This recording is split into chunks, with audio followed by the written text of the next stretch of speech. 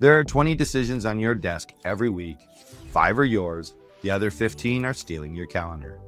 Take Deep, VP of Operations, 70-person company.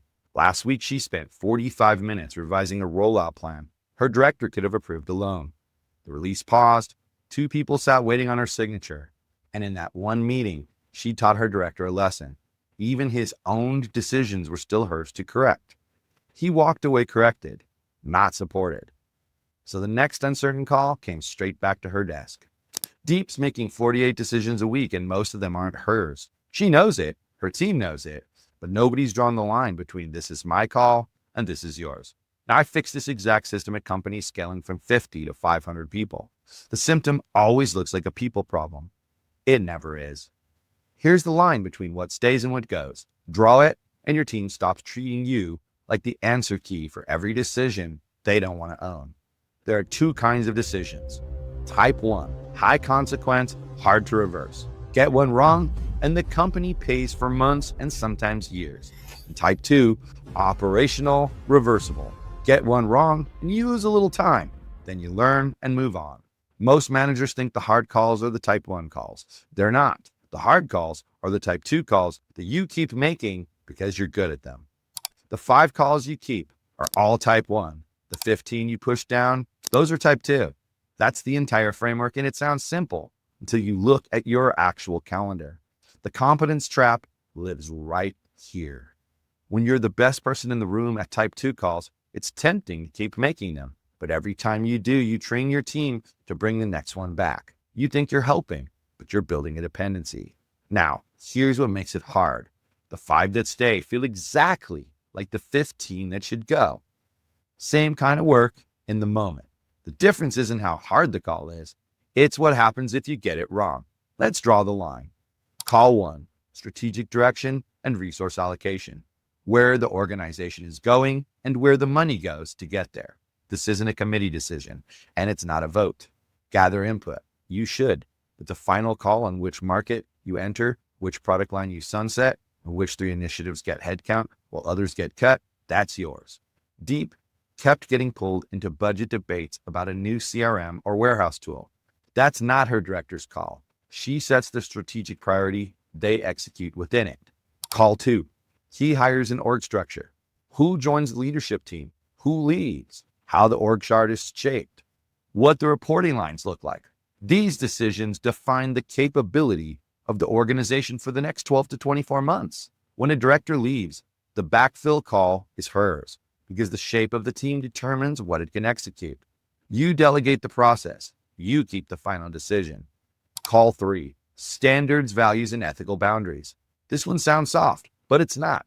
You set the quality standard that's non-negotiable, the behavior that gets someone fired, the commitment the organization makes.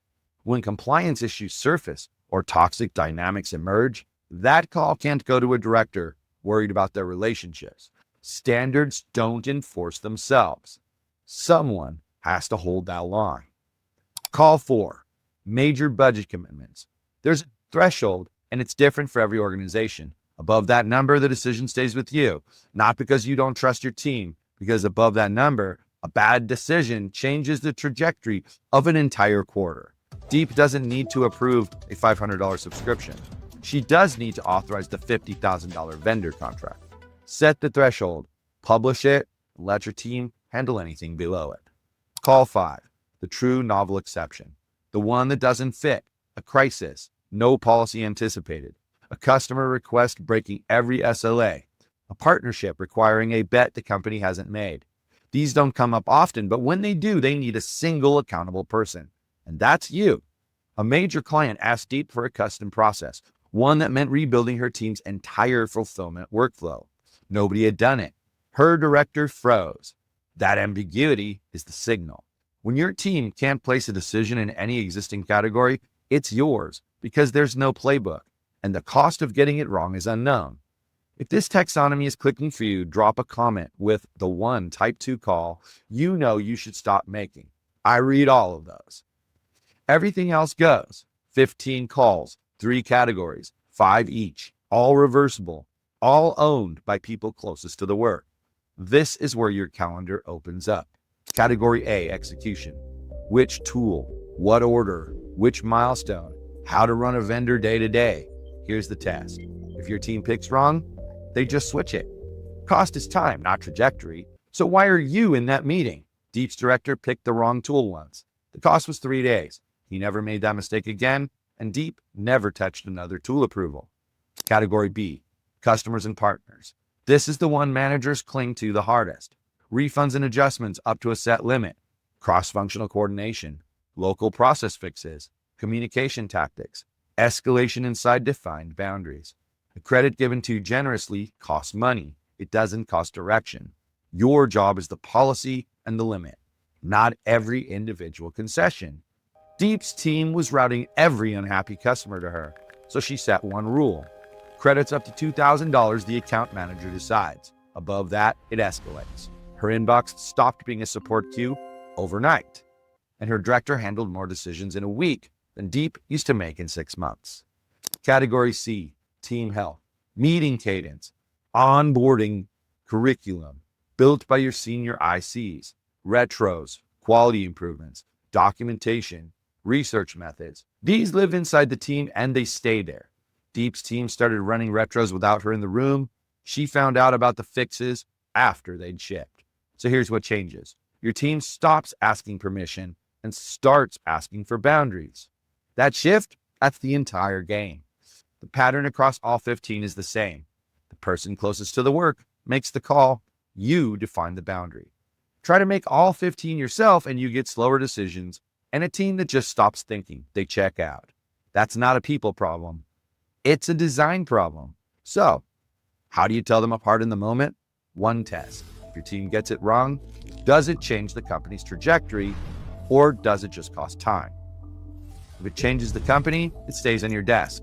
Costs time, push it down. That's the entire filter. And it's simple, well, because it's simple. The hard part is the discipline to hold it when your ego says your version would be better. That voice, that's the competence trap speaking to you. Here's the part that stings. The decision you're best at are the ones you most need to stop making. Every type 2 call you steal is a practice round you take from your team. You can't build judgment by watching someone else decide. Deep went from 48 decisions a week to 12. Not because she stopped caring, because she defined the 5 calls she'd never hand off and the 15 she'd never touch again. 3 months later, her directors were resolving 80% of escalations without her. Her calendar had white space. She didn't hire better people. She just stopped being the bottleneck. The 5 calls stay on your desk. The 15, those belong to your team. The full type 1 versus type 2 decision worksheet, that's in the description. Subscribe if you're building an organization that runs without you. Now, get to work.